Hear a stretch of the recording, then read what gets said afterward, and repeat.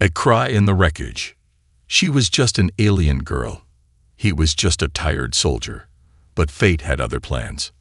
The war was over. Smoke still rose from the broken buildings. Metal burned in twisted shades. Crushed ships lay across the dark, silent field. The air smelled like fire and death. Ash fell like soft snow. A human soldier named Eli walked alone. His armor was scratched, and his gun was almost out of power. His face was tired. His eyes were heavy. He had seen too much. Eli looked around the battlefield. There were no voices, no movement, just silence. But then, he heard something. A sound. Small, weak, a cry. Eli stopped. His heart beat faster. He turned toward the noise. It was coming from behind a fallen alien ship. The sharp edge of its wing was buried in the ground like a blade. The cry came again, like a child, like pain. Eli ran toward it. He dropped his gun and pulled off his gloves. With both hands, he lifted a broken metal panel. It was hot, but he didn't care. Underneath, he found her, the small alien girl. Her skin was soft gray, and her eyes were bright violet. Her arms were shaking. One leg was trapped under a metal bar. Blood, blue and glowing, ran down her side. She looked up at him. She didn't speak. Eli stared at her. His body froze. She was the enemy. But she was just a child. "Hey," he said softly, kneeling down. "Hey, it's okay. I'm not gonna hurt you." The girl blinked, her lips trembling. He gently pushed the metal off her leg. She cried out. It was broken. "I'm sorry," Eli said. "We need to get you out." She didn't understand his words, but she understood his voice, his tone, his eyes. She reached up, slow, careful, and touched his chest with her fingers. Then she whispered, "Don't. Leave me."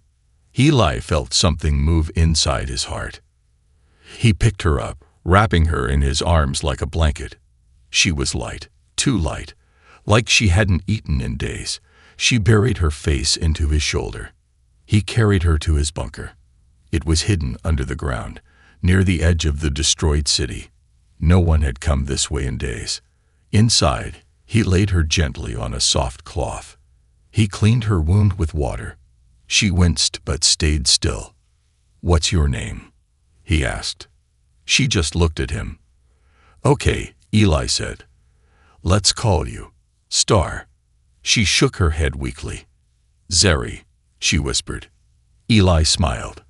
"Zeri. All right. I'm Eli." Zeri blinked once, then closed her eyes. For the next few hours, Eli sat near her. He gave her water. She sipped it slowly. She watched him like a lost puppy, scared but curious. Eli didn't understand why he felt this way. She was from the other side, the enemy, but she was just a girl, a hurt, lonely girl.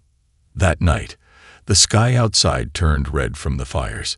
Eli made a small fire inside the bunker and watched over her. Suddenly, he felt something touch his hand. It was Zeri. She had crawled closer in her sleep and held his fingers. Her body trembled. She was cold. Eli placed a blanket over her. She didn't let go of his hand. Then, there was a noise, a soft, distant hum, a scanner drone. Eli stood quickly and grabbed his gun. He turned off the fire and pressed his back to the wall. Zeri woke up. Her eyes were wide. She looked at Eli, then at the ceiling. The hum passed over them. A shadow moved across the roof. They held their breath. Silence returned. Eli looked down at her. She was still holding his hand. Zeri whispered, "They're looking for me." Eli asked, "Who?"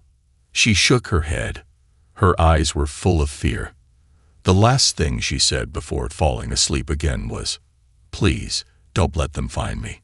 Eli sat there in the dark, gun ready, heart racing. He didn't know who they were. He didn't know what she was hiding. But one thing was clear. She was no ordinary alien. And this was no ordinary rescue. The mark of the lost princess. The night was long, and the silence was heavy. Eli didn't sleep. He sat on the floor, holding his gun, watching over the small alien girl curled up in a blanket. Her name was Zuri. She had come from the other side, the enemy. But when he looked at her, she didn't seem like an enemy at all.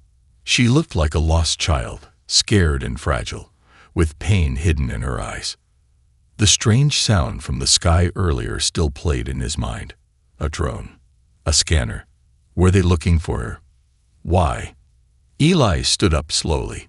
His body was stiff, but his mind was alert. He walked to the small table in the bunker and opened his old field kit. There was only one energy bar left. He broke it in half and placed a piece near Zuri. She stirred. "Hey," Eli whispered. "You awake?" Zuri's violet eyes opened halfway. She looked weak, but when she saw Eli's face, a small calmness returned to her. He held out the food. "Here, eat. You need strength." She took it, sniffed it, then bit slowly. Eli watched her carefully. Her skin looked different in the firelight, soft gray, almost glowing. And on her shoulder, he noticed something strange. A mark. It was shaped like a spiral star, with tiny circles spinning around it. It glowed faintly, pulsing like a heartbeat. "What is that?" Eli whispered to himself. He gently reached out. "Zuri, can I look?" She froze, then slowly nodded. Eli brushed the cloth from her shoulder and leaned closer. The mark wasn't just a tattoo. It looked like it was part of her skin, almost alive. As he touched near it, the mark began to glow brighter. Suddenly, zist! A beam of blue light shot up from the mark. It wasn't hot, but it floated above her skin like a small flame. Then it projected an image into the air. Eli stepped back, shocked. A hologram appeared. It showed a tall alien warrior standing in front of a grand hall. His voice echoed. "All royal scouts. The lost daughter of House Neri is still alive. She must not reach the capital. Destroy on sight." The message repeated twice, then vanished. Eli stood frozen. "Daughter, House Neri. Destroy." He looked down at Zuri, who was staring at the floor, shaking. "You're royalty?" Eli asked in disbelief. She said nothing. "You're a princess?" Zuri nodded slowly, her voice barely a whisper. "They killed my family. I escaped." Eli sat down beside her, stunned. This wasn't just a child from the enemy side. This was the last heir of a powerful alien family, and someone wanted her dead. "Why didn't you tell me?" he asked. Zuri looked at him with teary eyes. "Would you have saved me if you knew?" Eli didn't answer right away. He didn't know the answer. Outside, the wind howled softly. Zuri pulled the blanket closer. "They're coming. The drones belong to the Red Claws. They are hunters." Eli knew the name. The Red Claws were an elite alien group, deadly and fast. They didn't take prisoners. He looked at the scanner in his hand. It blinked red. "Damn it," he whispered. "They're nearby." Zuri started to panic. Her breathing got faster. Her hands shook. "Please, don't give me to them." "I won't," Eli said firmly. "I'm not like them." Zuri looked up. "But you're human. We're not supposed to be friends." Eli gave a small smile. "Maybe we're not friends. Maybe we're more." She tilted her head. "More." Eli stood up. "We have to move. The bunker won't be safe much longer." He packed supplies fast. Water, food, medkit. He looked at Zuri. "Can you walk?" She nodded weakly. He helped her stand. She leaned against him, wincing in pain. As they reached the entrance hatch, Eli paused. "Zuri, one more thing. Why are they so scared of you?" Zuri looked him in the eye, her voice low and serious. "Because if I return to my people, I can end the war." Eli blinked. "How?" "I have the code. My father gave it to me. Before he died. It unlocks the royal command ship. It controls everything. Eli took a deep breath. This wasn't just about saving a child anymore. This was bigger than him. Bigger than her. It was about the future of two worlds. As they stepped out into the night, Zeri reached for Eli's hand. He didn't pull away. The stars above them were cold and distant, but her hand in his felt warm. And together, they disappeared into the darkness. Two souls, from two worlds, running from the past toward something unknown. Run from the sky. The night was colder than usual. The wind whispered warnings through the dead trees, and the moonlight barely touched the forest floor. Eli held Zeri close as they moved through the darkness, one careful step at a time. She leaned against him, weak and limping, but her mind sharp. Behind them, the soft hum of alien drones buzzed through the sky. They're scanning again, Zeri whispered. They won't stop. I know, Eli said. We just need a few more miles. There's an old human research station ahead. Abandoned. We can hide there. Zeri's eyes were heavy. How much longer? Not far. Eli lied. He had no idea how close it really was. His map device was glitching. Half the landmarks were gone since the war ended. The world they walked through now was different. Burned, broken, changed. Suddenly, a loud crack sounded above them. A red beam shot down from the sky, slicing through a tree just behind them. The tree split and fell with a thunderous crash. They found us, Zeri shouted, grabbing Eli's hand. Run. They ran through the trees. Branches cut their faces. Thorns grabbed their clothes. The sky behind them glowed red as a hunter drone chased them. Fast, deadly, silent. Eli turned and fired his blaster once. The shot hit the drone's side, but it didn't stop. It only moved faster. He grabbed Zeri and jumped down a slope. They rolled through dirt and leaves, landing in a shallow stream. Eli coughed. You okay? Zeri nodded, shaking. Then her eyes widened. Behind you. Eli spun around. The drone was right there, hovering silently, red eye glowing, charging the second shot. But before it could fire, Zeri raised her hand. Her eyes turned bright white. The mark on her shoulder glowed furiously. A sudden wave of energy exploded from her palm. The drone shook violently, sparks flying out. It tried to retreat, but fell from the sky and crashed into the ground, burning. Eli stared at her in shock. Zeri, what was that? She looked down at her own hand, confused and scared. I don't know. I didn't mean to do it. I didn't want you to die. Eli stepped toward her slowly. You've never done that before. She shook her head. Not since I was little. My father said I must never use it, that it was dangerous, that they would come for me if I did.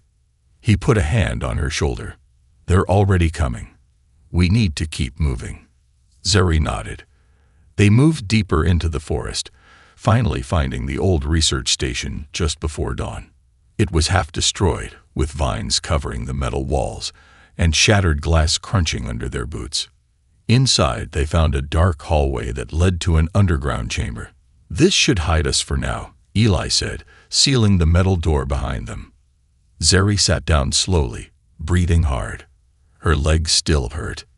Eli cleaned the wound again, wrapping it tighter. She watched him carefully. Why are you helping me? She asked softly. Your people hate mine. Eli paused, then looked at her. I don't care what my people think. You're not a soldier. You're not trying to kill anyone. You're just a girl who's alone, and no one deserves to be hunted like that. Zeri's lips trembled. I thought all humans were cruel. Some are, Eli said, but not all.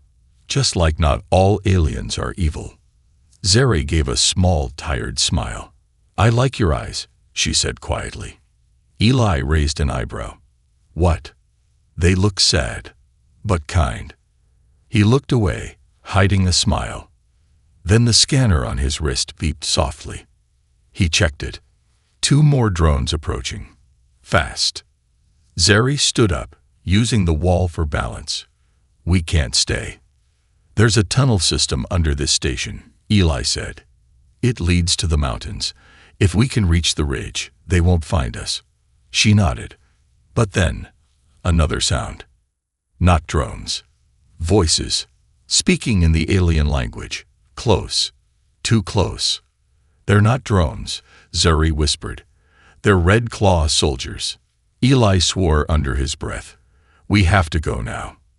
They rushed through the back tunnel, the light from Eli's torch bouncing off the walls. The soldiers' footsteps echoed behind them. They were being hunted like animals. As they turned a corner, a part of the tunnel caved in, blocking the path forward. We're trapped, Eli said, looking for another way. Zeri looked at the wall. And then she did something strange. She pressed her hand to a small panel on the side, and the wall opened. A secret passage. Eli stared. How did you know? My people built this place, she said, long before the war. Only royal blood can open the hidden doors. They slipped through, and the door closed behind them. The soldiers arrived seconds later, but the humans and the alien girl were already gone. Far ahead now, Eli and Zeri climbed out into the open morning air, high in the rocky cliffs. They were breathing hard, alive, safe for now. Zeri looked out over the land. She could see both the human and alien cities far in the distance, still burning from the war. I want to end this, she said. No more running. No more killing. Eli stood beside her. Then let's do it together. Zeri turned to him. Her violet eyes glowed softly.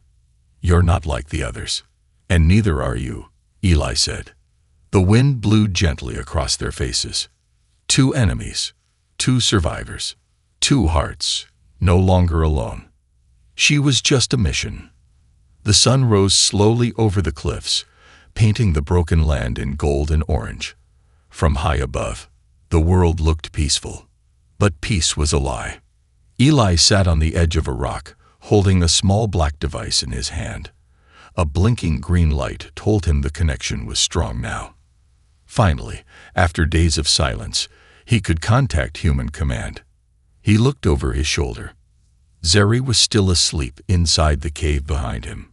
Curled in the corner, a soft blanket around her shoulders, her breathing calm. She looked peaceful, innocent. But she wasn't just a girl anymore. She was a princess, the last royal of House Nyari. And she had something inside her, codes, power, secrets, that could change everything. And that made her dangerous. Eli tapped the device. A blue hologram flickered to life. A stern voice answered. Sergeant Eli Kale. You're alive. Eli nodded. Yes, sir. Report. Do you have the package? Eli's fingers tightened. He didn't like that word. Package. Yes, he said slowly. She's alive. Injured, but stable. The voice grew sharper. Good. Orders have changed. Return her to base immediately. A retrieval team will meet you in Sector 9. Do not let her escape. She is a classified target now. Eli frowned. Why? She's not a soldier. She's just a kid. She is not a child. The voice snapped. She is a royal. Her DNA gives her access to Nyari technology. Command wants her secured before the aliens recover her. Eli stood up. His jaw tightened. You're not planning to protect her, are you? You're planning to use her. There was silence for a moment. Then the voice said coldly, That's not your concern, soldier. Complete your mission. The hologram faded. Eli stared at the device in his hand, then crushed it with a single stomp. Behind him, Zeri had woken up. She stood at the cave entrance, eyes wide, watching him. How much did you hear? Eli asked. Zeri's voice was quiet. Enough. There was a long silence between them. Eli looked at her. Zeri, I didn't know they would say that. I thought they'd help. She didn't move. Is that what I am to you? she asked. A mission. Eli's heart twisted. You were. In the beginning. She looked away. He stepped closer. But not anymore. Zeri crossed her arms, trying to hide how hurt she was. Then why did you call them? Why didn't you tell me? Eli didn't have an answer. His hands fell to his sides. I'm sorry, he said. I just wanted help. I thought I could keep you safe. You don't understand, Zeri said, her voice shaking. My people would rather die than be used by yours. If they find out you took me to your leaders, the war will start again. Eli stared at the floor. I would never let that happen. But you already did, she said. Her words cut deep. Eli turned and punched the cave wall. Dust fell around him. Zeri flinched, but didn't believe. Why do you even care? She whispered. You're human. I'm not. He looked up, eyes burning. Because you looked at me like I mattered. Not as a killer. Not as a soldier. You held my hand when you were scared. You smiled when I called you brave. And when I thought I'd die, you stood between me and the drone. Zeri's lips trembled. Eli's voice dropped to a whisper. You stopped being a mission the moment you cried in my arms. Tears welled in her eyes. But she still turned away. I need to be alone, she said. Eli nodded. I'll wait outside. Hours passed. Eli sat outside the cave, watching the clouds roll across the sky. Then he heard footsteps. Zeri appeared again, her eyes softer. I believe you, she said, but I'm still scared. Me too, Eli replied, but we can face it together. Zeri nodded slowly.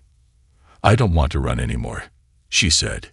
If we keep hiding, they'll always hunt us. Eli thought for a moment. Then we stop hiding. We go to your people first, not mine. Zeri looked surprised. You'd do that? He smiled slightly. Let's give them a reason to see humans differently. She stepped closer, just inches away from him now. I'm not ready to trust everyone, she said. You don't have to, Eli replied. Just trust me. A long pause. Then Zeri reached out and took his hand again, just like she had on the first night. The touch was small, but it was everything. They both looked ahead, toward the long path down the mountain. Together, the war might not be over, but the mission had changed. And so had they. The kiss that changed everything. The wind was colder than usual that morning.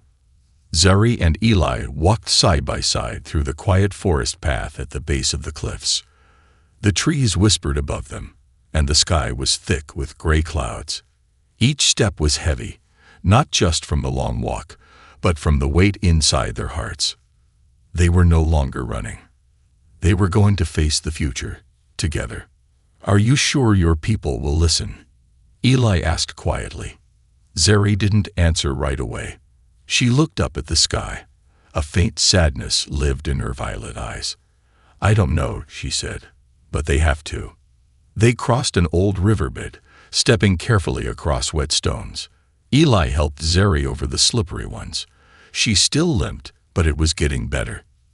Zeri glanced at him. Why are you still here? Eli smiled slightly. Because leaving you would hurt more than any war ever did. Zeri didn't reply, but her cheeks flushed faintly. A strange quiet filled the woods. Too quiet. Eli stopped walking. He raised a hand. Zeri tensed.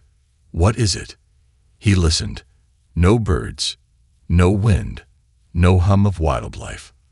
Then, a soft click. A hidden mine went off near Eli's feet. Boom! The explosion threw him into the air. Dirt and fire flew in all directions. Zeri screamed. Eli hit the ground hard, blood on his face, his armor cracked. Before she could move, alien soldiers dropped from the trees, red claw hunters in black armor. Their weapons pointed at Zeri. Don't move, one of them shouted in her language. Zeri froze. Her hands shook. One soldier turned toward Eli and raised his weapon. Zeri didn't think. She ran. She threw herself over Eli's body, shielding him. Blast! The energy beam hit her in the back. Zeri gasped. Eli's eyes opened just in time to see her fall onto his chest, smoke rising from her back. Her skin trembled. Blood ran from the corner of her mouth. "No, Zeri," he shouted. She smiled weakly. "Still, just a mission." "Don't say that," Eli begged, holding her tightly. The soldiers surrounded them, weapons ready. "Move away from her," one of them barked. Eli didn't move. He aimed his broken blaster with one shaky hand. "You'll have to kill me too." The soldiers paused. One of them raised his comm. "She's too wounded. Should we finish her?" "No," another said. "Take her to the ship. Let the royal traitor die slowly." Eli clenched his teeth. But before anything else could happen, Zeri's mark lit up again. Only this time, it exploded in golden light. A wave of energy pulsed outward.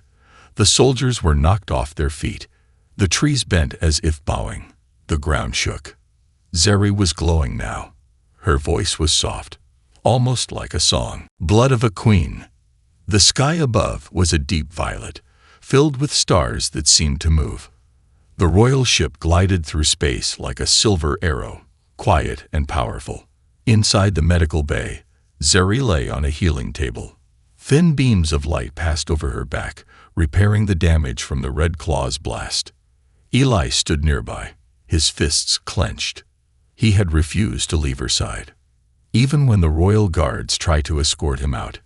Even when the human commander told him his part was over. To him, it wasn't over. Not until she opened her eyes. Zeri breathed slowly, her skin glowing with soft blue light under the healing field.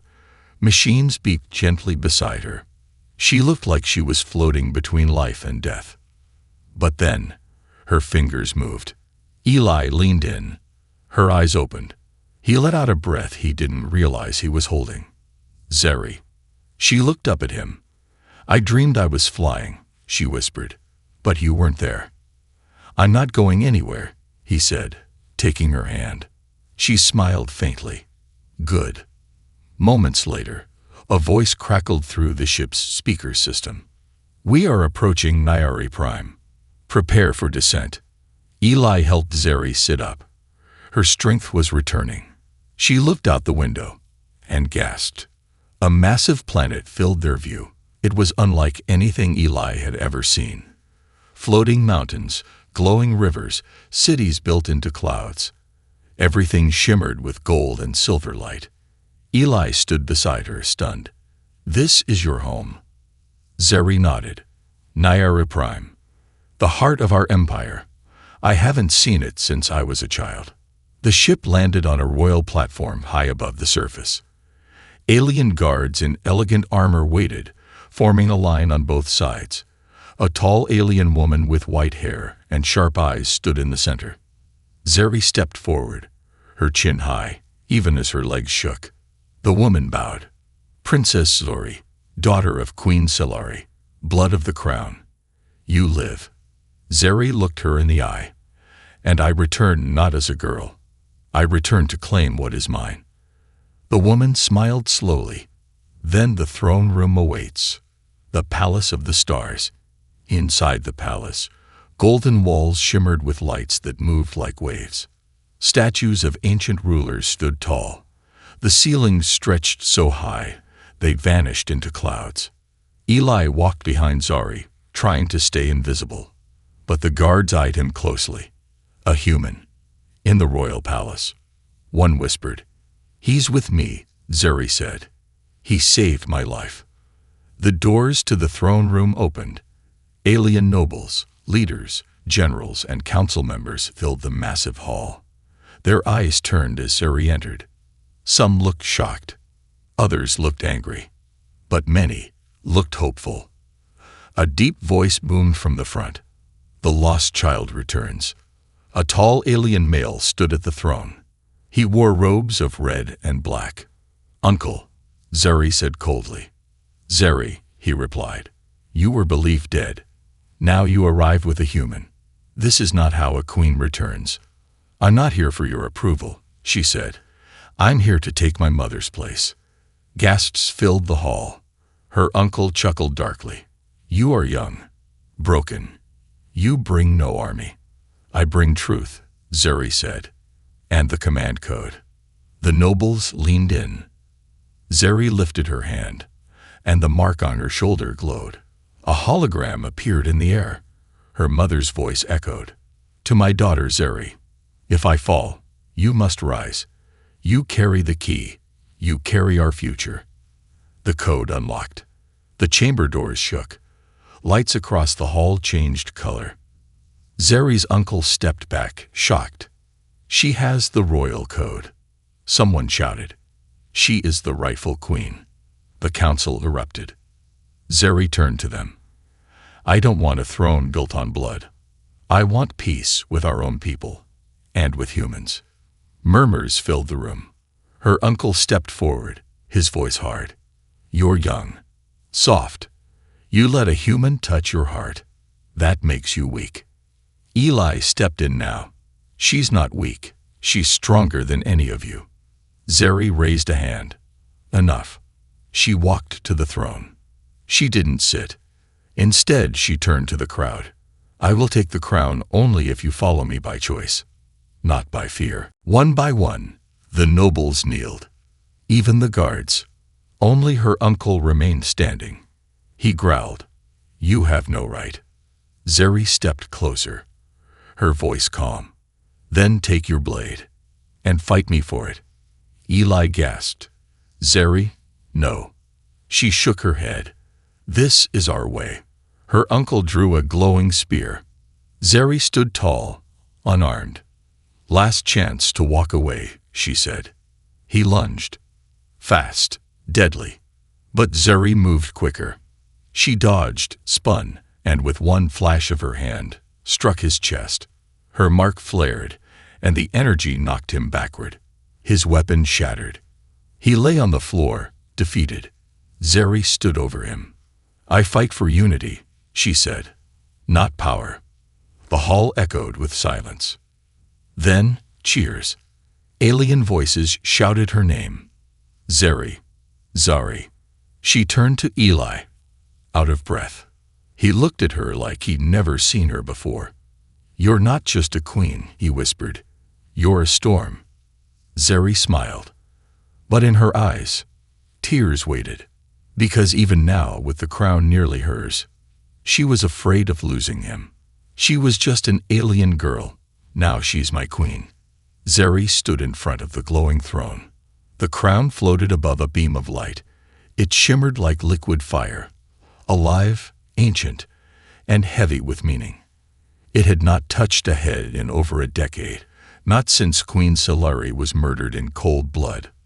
Now, all of Nyari Prime waited in silence. Zuri stepped forward, her royal robes flowing behind her. The room was full, nobles, warriors, advisors, even children watching from high balconies, and just behind her stood Eli. He wore simple armor, not royal, not elegant, but he stood tall, quiet, watchful. She looked at the crown. She did not reach for it. Instead, she turned.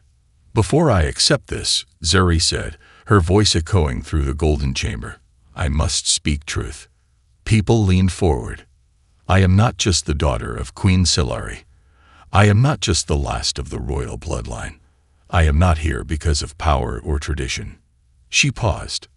I am here because of a human. Gasps filled the room. Zuri continued, voice steady. When I was injured, hunted, left to die, no one came for me, except him, a man from the other side, a soldier, Eli Kale. She turned to look at him. He saved me when he had every reason to walk away. He protected me even when his own people ordered him not to. And when I was afraid of who I was, he reminded me that I was more than a crown. Eli's heart pounded. Zuri stepped away from the crown and walked to him. Many of you may never understand this. You may never accept it. But I would rather rule beside a man with no bloodline Then wear a crown alone with a heart full of fear. She took his hand. The room fell into stunned silence. I love him, she said. He is not my guard. He is not my pet. He is my equal. Eli opened his mouth, but couldn't speak. His heart was too full. Zeri smiled gently. So I ask you all, not just to accept me as your queen, but to accept the future we could build together. Suddenly, a loud blast shook the palace. The doors crashed open. An alien general stormed in. Commander Vale, a warlord who had refused to kneel in Part 6. You speak of peace, he growled. With the species that killed our children. He raised a weapon and pointed it at Eli. You will not soil the throne with him. Zeri stepped in front of Eli. Touch him, she said coldly, and you'll die where you stand. Vale sneered. So be it. He fired. Time slowed. Zeri raised her hand, and her royal mark exploded in radiant light. The blast caught the weapon midair and shattered it into dust. The light spread across the hall, washing over every wall, every person, every breath. And then it settled. Vale stood frozen, ashes of his weapon in his hand. He looked up at her and kneeled. The hall remained silent. Then a voice called out from the back. Long live Queen Zari. Another voice followed. Long live the queen. And then the hall roared with cheers. Zeri turned back to Eli. Her hand trembled. I thought I'd have to choose, she whispered, between love and duty. Eli shook his head. You don't. Not anymore. She took a deep breath, then walked back to the throne. The crown floated down and touched her head. Light pulsed outward, across the planet, across satellites, across cities. The system knew a queen had returned. Later that night, the stars outside the palace window burned bright. Eli sat on the balcony alone, staring up at them. Everything had changed. He was no longer just a soldier. He was no longer just a guest. He was something else now. A voice broke the silence behind him. You still don't like the crown, do you? He turned. Zeri stood in a flowing silver dress. No guards, no court, just her. He smiled. It's not the crown, it's the attention. She walked over. You stood by me when the galaxy wanted me gone. He looked at her. And you kissed me when I thought I was going to lose you. She blushed. That changed everything. He reached into his pocket and pulled out a small object. A ring. Not royal, not alien. Human. Simple. I don't care if I'm a stranger to this world, Eli said. But I don't want to be a stranger to your heart. Zeri's eyes went wide. I want to be more than your guard, he said softly. I want to be your home. She took the ring, her fingers shaking. I was just an alien girl, she whispered. Alone, hunted, lost. He pulled her close. Not anymore, he said. Now, you're my queen. They kissed under the starlight. And above them, two planets slowly turned toward each other in the sky. Two worlds. One love. One future. Together.